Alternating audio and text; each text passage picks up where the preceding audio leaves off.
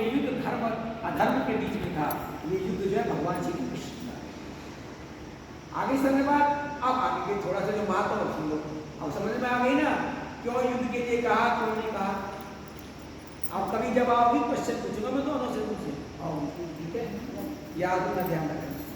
अब बोलिए श्रीमद् गीता की जय। श्री भगवान जी ने कहा, श्री नारायण जी कहते हैं जो ब्राह्मण, इधर देखो किसी तब देखो अपना ध्यान रखो क्योंकि उसी में ही आनंद आएगा, जो आता है आने दो, है ना। श्री नारायण जी कहते हैं जो ब्राह्मण साधु वैष्णव योगी 18वें अध्याय का पाठ करते हैं, इनको मैं कई अश्वमेध यज्ञ का फल देता हूँ, कई कपड़ा गोदान किए का, असंख्य चंद्रयान भक्त किए का और बड़े बड़े दान पुण्य का फल देता हूँ। जो प्राणी नित्य प्रति गीता जी का पाठ करते हैं, प्रीति के साथ सुनते हैं, हे लक्ष्मी जी पवित्र स्थान में बैठते हैं, पढ़ते हैं, सुनते हैं, हरिद्वार की पौड़ियों पर, गंगा जी के किनारे पर, तुलसी व पीपल के पास बैठकर, हरि मंदिर में और जहाँ जहाँ उत्तम डोरे तहाँ बैठ कर पढ़े, तो उस प्राणी को जितने पाप कलयुग के जितने पाप हैं नहीं लगते और दुख कले आपदा से छूट जाता है।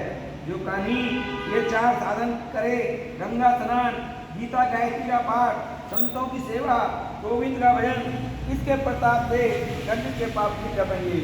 इन पर्वों में गीता पाठ करे, एकादशी अमावस्या पूर्णमासी 2000 गोदान के का फल होता है। पितर पक्ष में पाठ करे तो जितने पितृ अधोगत में गए होते हैं उन सबका उद्धार होगा, आशीर्वाद करेंगे, इनकी मुक्ति होगी। जो प्राणी सारी गीता का पाठ करे तो क्या कहना है, एक अध्याय रोक करे, श्लोक भी रोक करे तो उसकी मुक्ति हो जाती है और भक्ति हो जाती है।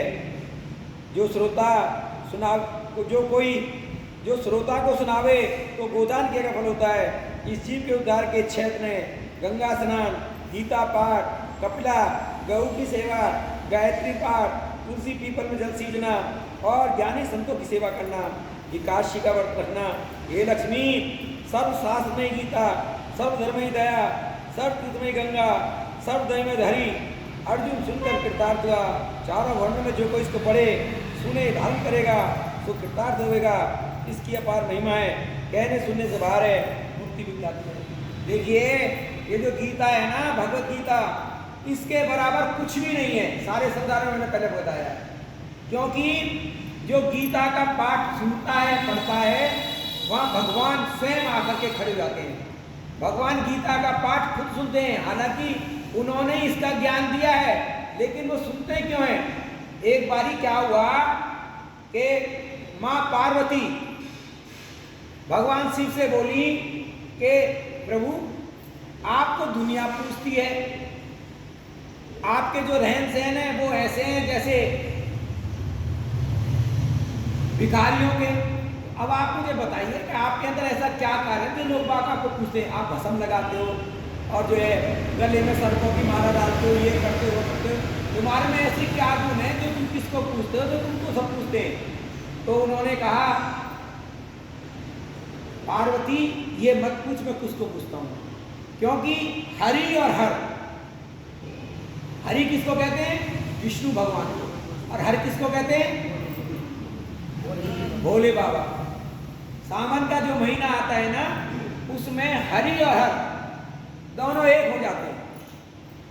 ये जो हमारा शिवलिंग बना हुआ है, इसमें कौन कौन है, इसमें तीनों विराजमान है, ब्रह्मा विष्णु महेश। इसमें शिवलिंग में कभी भी